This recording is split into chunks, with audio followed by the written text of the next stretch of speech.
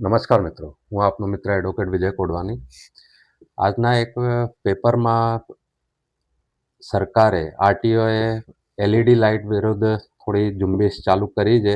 LED લાઇટના જે modification કરીને vehicle ચલાવી રહ્યા છે એવા લોકોની વિરુદ્ધ કાર્યવાહી ચાલુ કરી છે. ખૂબ સારી બાબત છે અને મારી એપ્લિકેશન છેલ્લા 5-6 મહિના પછી કદાચ આ એક્શન લીધું છે.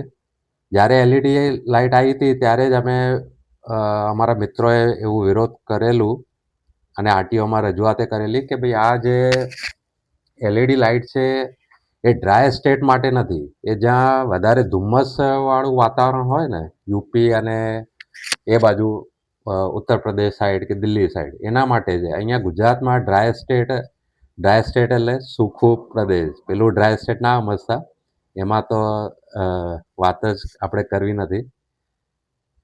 એટલે એ સૂકું પ્રદેશ છે આપણું, જે ગુજરાત છે એના લાઇટિંગ વધારે છે. એટલે એના માટે આ એલઈડી લાઇટની જરૂરત હોતી જ નથી. અને એમાંય પછી એવા વ્હીકલો નીકળ્યા કે જેમાં તમારે અલગથી સ્વિચ નખાવવું પડે ને પછી બંધ ના થાય, બપોરે ચાલુ રહે. અને ઘણા લોકોને તો જાતે પણ પોતાની એવી બુદ્ધિ નથી ચાલતી કે ભાઈ રાત્રે કે આપણે ડિપર કરીને વ્હીકલ ચલાવીએ એટલી પણ બુદ્ધિ ચાલતી નથી. એમની લાઇટો પણ અપર મોડમાં જ હોય. છતાં જે થયું એ સારું થયું. એના સિવાય પણ મારી કેટલીય કમ્પ્લેનો હજી પેન્ડિંગ છે. જે મોડિફાઈ સાયલેન્સરની વાત છે કે બુલેટ પેલી રોયલ એનફિલ્ડમાં જે વ્હીકલમાં ફટાકડાવાળા જે સાયલેન્સર લગાવીને ચલાવી રહ્યા છે એમના વિરુદ્ધ પણ એપ્લિકેશન કરી છે. ડીજે સાઉન્ડ માટે પણ કેટલીય એપ્લિકેશન પેન્ડિંગ છે.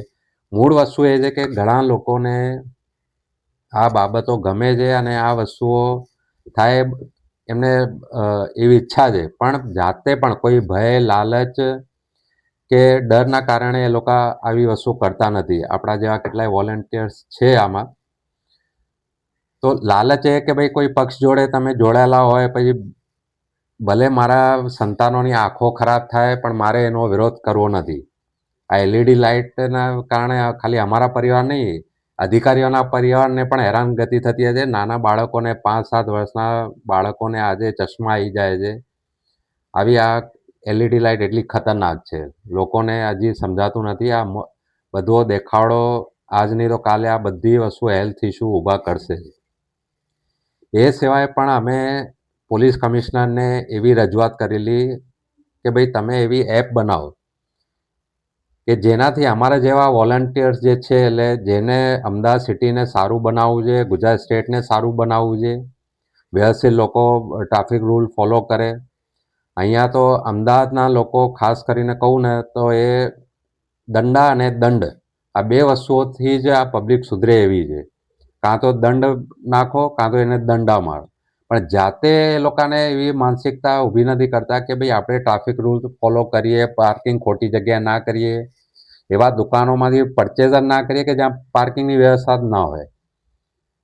તો એ વખતે મેં પોલીસ કમિશનર સાહેબને પણ વિનંતી કરેલી કે ભાઈ એવી એક બનાવો અને બધાને જો યુઝ કરવી હોય, કાં તો વોલેન્ટરી ખાલી ગુજરાતમાં અમારા જેવા 5,000 લોકો ઊભા થશે ને, ખબર છે કે આ વસ્તુથી અમારા ઉપર થોડી તકલીફ આવશે, લોકોથી થોડું ઝઘડાએ થશે, પણ એ એપથી અમે ફોટો પાડીને ડાયરેક્ટ તમારા સર્વર ઉપર મોકલીએ અને તમે એમના બેંક એકાઉન્ટમાંથી જે એનું ચાર્જ થતું હોય તમે ડેબિટ કરી નાખો. એવી વ્યવસ્થા ગોઠવો.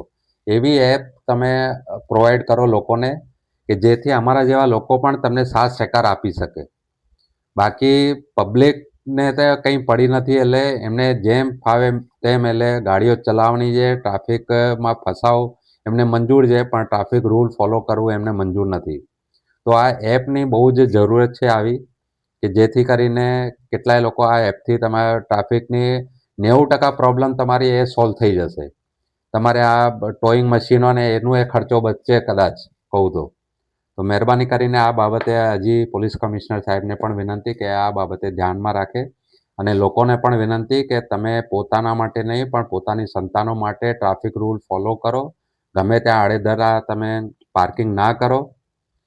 અને આ જે મોડિફાઈડ વસ્તુઓ કરીને જે વ્હીકલો ચલાવો છો, LED લાઇટ એક્સ્ટ્રા નખાવો છો, સાયલેન્સરો એક્સ્ટ્રા નખાવો છો, જેના કારણે લોકોને બહુ તકલીફ પડી રહી છે. તો એ વિશે પણ થોડું નાગરિકોને પણ જાગૃત થવાની વિનંતી. જય હિન્દ, જય ભારત.